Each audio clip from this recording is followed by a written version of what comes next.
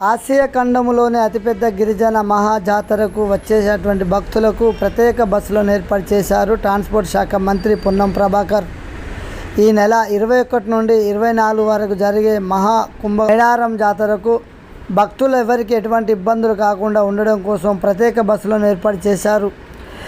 ఇంకా 16 రోజుల సమయం ఉన్న సందర్భంగా భక్తులు ఇప్పటికే లక్షలాది మంది భక్తులు ఇక్కడికి చేరుకొని అమ్మవార్లను దర్శించుకుంటున్నారని, ఇక్కడ ఉన్నటువంటి సకల సౌకర్యాలు అన్ని ఏర్పాటు చేశామని ట్రాన్స్పోర్ట్ శాఖ మంత్రి పొన్నం ప్రభాకర్ తెలియపరిచారు. వారితో పాటు పంచాయతీరాజ్ శాఖ మంత్రి సీతక్క పాల్గొని ఇక్కడ ఉన్నటువంటి మేడారం గిరిజన మహాజాతరకు వచ్చేటువంటి భక్తులకు ఎవరికి ఎటువంటి ఇబ్బందులు లేకుండా అన్ని సౌకర్యాలను ఏర్పాటు చేశామని చెప్పి తెలియపరిచారు. అంతేకాకుండా వారితో పాటు ఆర్టీసీ ఎండి సిఎండి సజ్జనార్ పాల్గొన్నారు. జిల్లా కలెక్టర్ ఇలా త్రిపాఠి, జిల్లా ఎస్పీ శబరీష్ ఆధ్వర్యంలో అక్కడ పనులను పరిశీలన చేసి అక్కడ ఉన్నటువంటి సమస్యలపై రివ్యూ ఏర్పాటు చేశారు. రాష్ట్ర మంత్రులు ఎవరికి ఎటువంటి ఇబ్బందులు లేకుండా అమ్మవారి సేవలు అందించే విధంగా కాంగ్రెస్ ప్రభుత్వం చేస్తుందని సందర్భంగా రాష్ట్ర మంత్రులు పొన్నం ప్రభాకర్, సీతక్క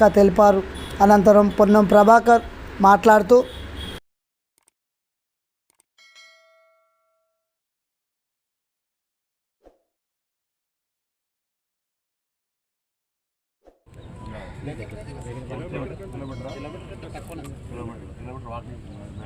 అక్కడి నుంచి వస్తారు సార్.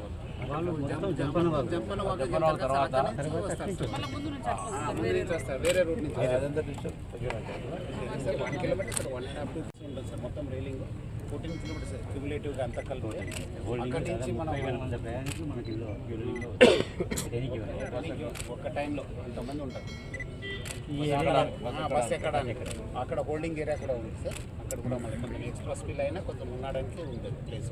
ఇదంతా స్టాఫ్ వాస్తవంగా జాతీయ పండుగ జరగాలనేటువంటి అందరి ఆకాంక్షల రాజకీయాలకు అతీతంగా ఇప్పుడు కూడా ప్రభుత్వం నుంచి అదే కోరుతా ఉన్నాం, జాతీయ ఉత్సవంగా జరపమని.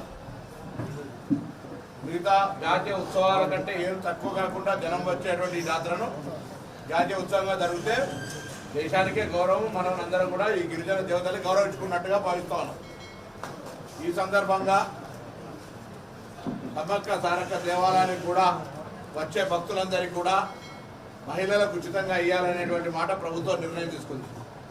అటువంటప్పుడు సంఖ్యాపరంగా పెరిగేటువంటి అవకాశం ఉంది. ఇప్పుడే మా ఆర్టీసీ ఆర్ఎం గారు చెప్తా ఉన్నారు, ఇప్పటికే జాతర ఇంకా 15 రోజులు ఉండగానే 1,10,000 మంది ప్రయాణం చేస్తే 70,000 మంది మహిళలు, 40,000 మంది పురుషులు. సో ఈ పరిస్థితి అంచనా వేసుకున్నప్పుడు గౌరవ మంత్రి గారిని జిల్లా రివ్యూ ఈ సంబంధించిన జాతర రివ్యూ సందర్భంగా కూడా అందరూ చీఫ్ సెక్రటరీ గారితో పాల్గొన్నటువంటి సందర్భంగా క్రౌడ్ మేనేజ్మెంటు, ఆర్టీసీ పరంగా తీసుకోవాల్సిన చర్యలకు సంబంధించి ఒక విస్తృతంగా చర్చ చేయడం జరిగింది. దానిలో భాగంగా జిల్లా అధికార యంత్రాంగం వెంటనే గౌరవ మంత్రి గారి చొరవతో స్పందించి 10 ఎకరాల అదనపు స్థలాన్ని ఇవ్వడం కావచ్చు, మిగతా తాత్కాలికమైనటువంటి బస్సు షెల్టర్స్ సౌకర్యం కలుగజేయడం కావచ్చు, వచ్చేటువంటి ఆర్టీసీ సిబ్బందికి వసతి సౌకర్యానికి కావచ్చు, లేదా ప్రజలు అక్కడ పోయేటువంటి ప్రయాణికులు తిరుగు ప్రయాణం పోయే సందర్భంలో కూడా కావచ్చు, వాళ్ళందరికీ బ్యారికేడ్ దాదాపు 20 నుంచి 25 కిలోమీటర్ల పొడుగు లెంత్ ఉండే విధంగా బ్యారికేడ్ 1.5 కిలోమీటర్ పొడుగున బ్యారికేడ్ ఏర్పాటు చేయడం కావచ్చు. అన్ని రకాల ఏర్పాట్లు ఆర్టీసీ ఎండి సజ్జనార్ గారు మరి టీం అంతా కూడా కలిసి ఇక్కడ 24 గంటలు శ్రమపడుతూ కృషి చేసి ప్రభుత్వ ఆదేశాలను ఇంకా తప్పకుండా చేస్తూ ఉన్నారు. ఇదంతా కూడా భక్తుల యొక్క సౌకర్యం కొరకు మౌలిక సదుపాయాలను కలిగజేసేటువంటి ఆలోచనతో జరుగుతున్నటువంటి కార్యక్రమం.